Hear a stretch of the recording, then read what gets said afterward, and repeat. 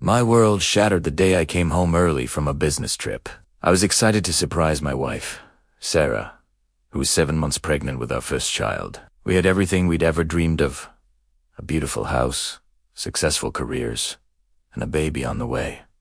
Or so I thought. As I quietly opened the front door, I heard noises from upstairs. Not just any noises, but sounds that made my blood run cold. I crept up the stairs, my heart pounding in my chest like a drum. The door to our bedroom was slightly ajar, and what I saw in that sliver of a view broke me into a million pieces. There was Sarah, my pregnant wife, with another man, my best friend Mark. I didn't storm in. I didn't scream. A strange, cold, calm washed over me. I quietly backed away, went downstairs, and walked out of the house. I drove to a hotel, my mind a blank, replaying the scene over and over. The betrayal was twofold: a stab in the back from the two people I trusted most in the world. The next few days were a blur of shock and agonizing pain. I couldn't eat. I couldn't sleep. The image was burned into my mind. I had to face them. I called Sarah and told her to meet me at a coffee shop. I couldn't bear to be in our home. When she arrived, she was smiling, asking why I was so serious. The mask dropped the moment I said, "I know about you and Mark."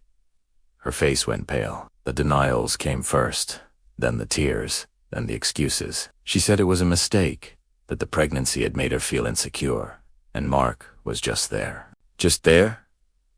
My best friend? The man who was supposed to be my child's godfather. The excuses were pathetic, insulting my intelligence. I asked her a simple question: "Is the baby mine?" She hesitated. That split-second hesitation was all the answer I needed. The world tilted on its axis. The baby. The one I had been so excited for, the one I had already loved so fiercely, might not even be mine. She finally admitted that she didn't know. They hadn't been careful. That was the final nail in the coffin. I told her it was over. I went home, packed a bag for her, and left it on the doorstep.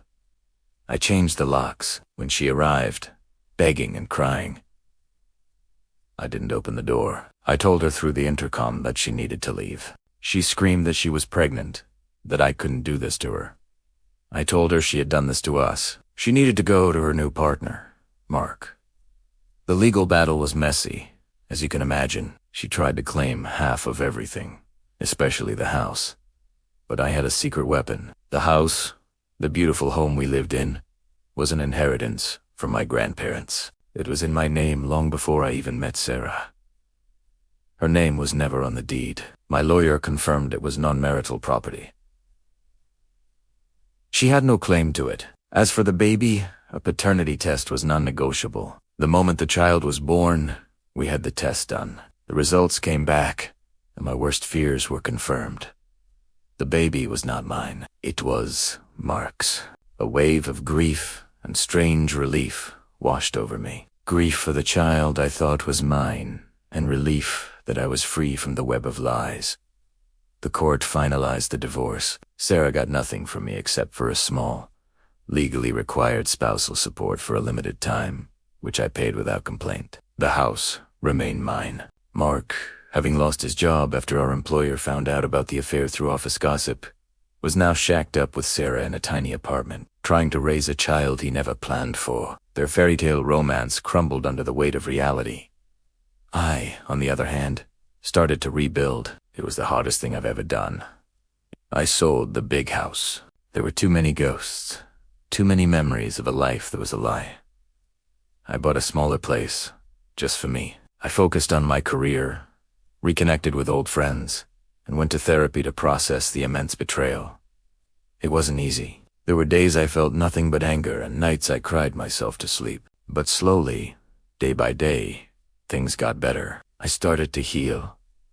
I learned to trust again, starting with myself. The revenge wasn't about kicking her out or keeping the house. The real revenge was moving on, finding happiness, and building a new life that she had no part in. It was about proving to myself that my worth was never tied to her, and that her betrayal did not define me. I survived, and I'm stronger for it. Life goes on, and mine is finally moving in a positive direction again. Thanks for listening. to my story. It's been a long journey, but I'm finally on the other side. If you've been through something similar, know that you're not alone, and things will get better.